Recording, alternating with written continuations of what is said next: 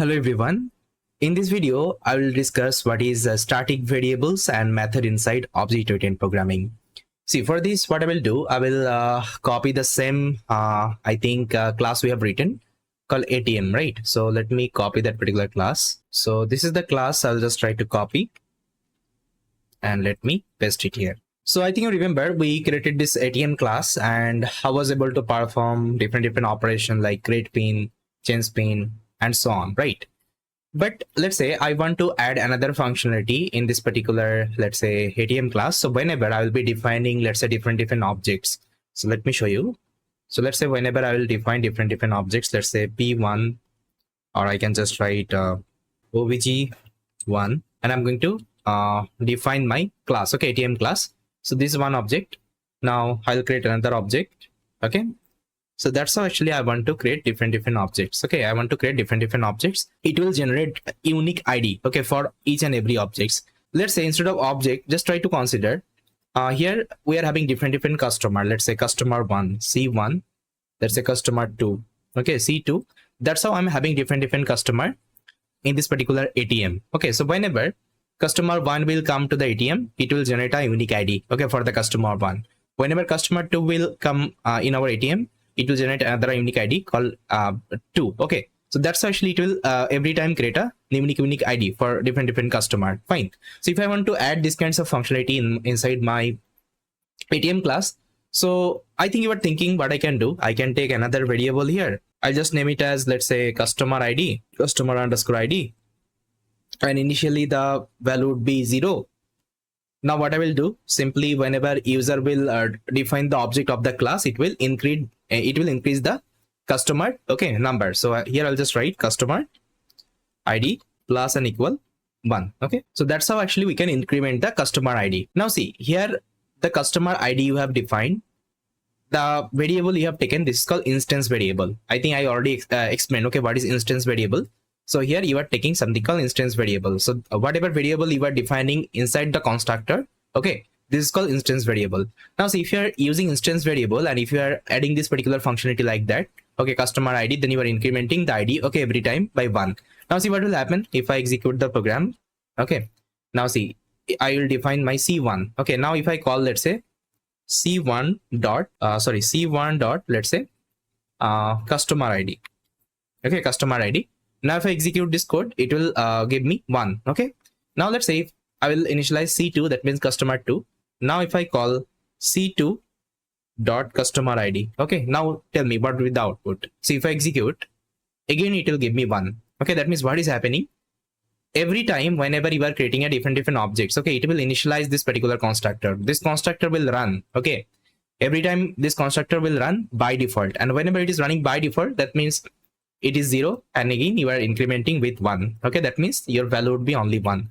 Okay, your value would be only 1. So this is not a right approach to create the customer ID. So for this, actually what I can do, I can use one amazing actually concept inside OOP called static variables. Okay, I can use static variable instead, instance variable. Now what is static variable? Static variable means you will be defining the variable inside the class, okay, not inside the constructor. Okay, now see, inside the class actually you can define the static variable. Now how you can define? So simple variable you can define like that. Let's say I'll just give customer, okay, customer ID.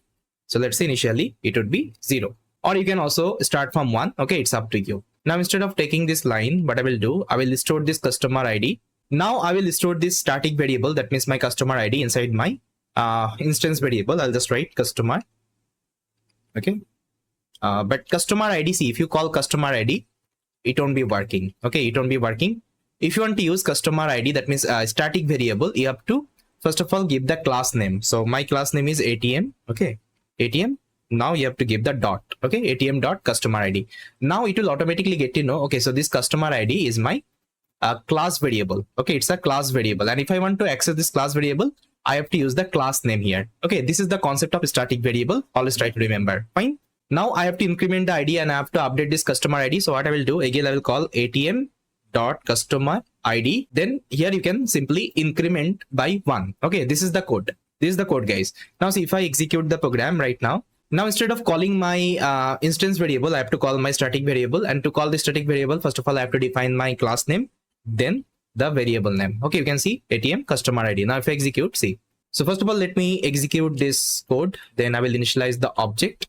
Now I will check the customer ID. You can see it's 2. Okay, why it is 2? Because initially it is 1 and it is adding 1 with that. Okay, that's why it's 2. Now we can also start from 0.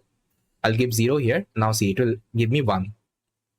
Okay, it will give me 1. Now if I define for customer 2, it will give me 2. But I have to call like that. Okay, it will give me 2. Okay, now let's say if you define customer 3, let's say customer 3. Now if I call customer ID, you'll see that it will give you ID. Now it will give you the ID of 3. Okay, that's how with the help of static variable we can handle this particular situation. Okay, instead of taking instance variable. So always try to remember, if you want to get something unique, okay, if you want to get something unique, that time you can use like a static variable. And if you want to get the similar things, okay, that time you can use instance variable. Now let me ask you one question. Let's say I'm creating a bank application. Okay, let's say in that I'm using one data called name. Okay, name. Now tell me, name should be the static variable or it's an instance variable? Just let me know. Okay, I think you got it. Okay, name should be a static variable because every time customer name will be different. Okay, customer name would be different. So fine, now I think you got the difference between your instance variable and static variable. Okay, so this is the static variable. So let me just write here, this is my static variables. Okay, static variables, that's it. Now let's say your junior programmer is again here. Let's say he will write like that. Let's say atm.customer ID is equal to, let's say hello. Now see, if I execute, it will execute fine. Okay, now see, if I check the ATM customer ID, it will give me hello. Okay, that means he is able to access this particular data, access this particular variable. Now how we can prevent it? I think you learned the encapsulation concept. That means I have to use the private property. So instead of using this variable as a public, you can use privately. Okay, privately you can use. Now see, whenever I'm defining customer ID, I have to use the private one. Okay, private one. Now it is fine. Now let's see, if you want to see the customer ID, okay, what you can do. So this is a private property. For this you can use getter and setter method. I think I told you. So here simply you can write one getter method. So I'll just write def get underscore customer ID. Okay, now inside that I'll just simply return my ATM, okay, dot underscore customer ID. Okay, because it's a static variable, it's not an instance variable. Fine. One thing you observe, see here I'm not using any instance variable. That means this particular constructor variable. So I don't need to use the self here. See, I'm not using any self here. So what I can do, I can remove this self. Okay, if I'm also removing the self, still I can access this function. Okay, still I can access this method. How? Let me show you. So if I execute the program, now simply I'll initialize my customer 1. Now see, here I will call like that. I'll just call ATM. Okay, ATM dot get customer ID. Okay, this is a method inside that. Now if I execute, see, it will give me 1. Okay, it will give me 1.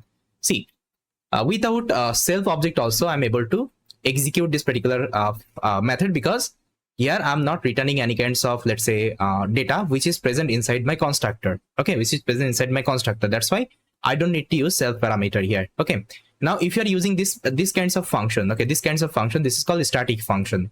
And to identify the static function, what you can use one decorator called static method. Okay, static method. Okay, this is called static method. Now see, whenever you will get this particular decorator, that means this particular syntax, that time you have to consider it's a static method. Okay, and the variable you are returning, this is a static variable. Okay, so this is another super important concept inside OP. Now I think it is clear.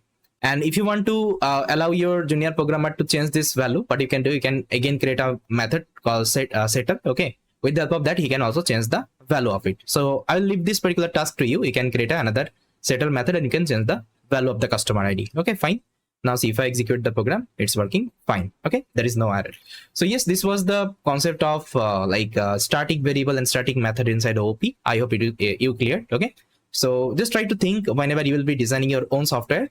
Just try to think whatever variable you'll be taking as static variable, and whatever variable you'll be taking as instance variable. Okay, it's up to you. Thank you guys.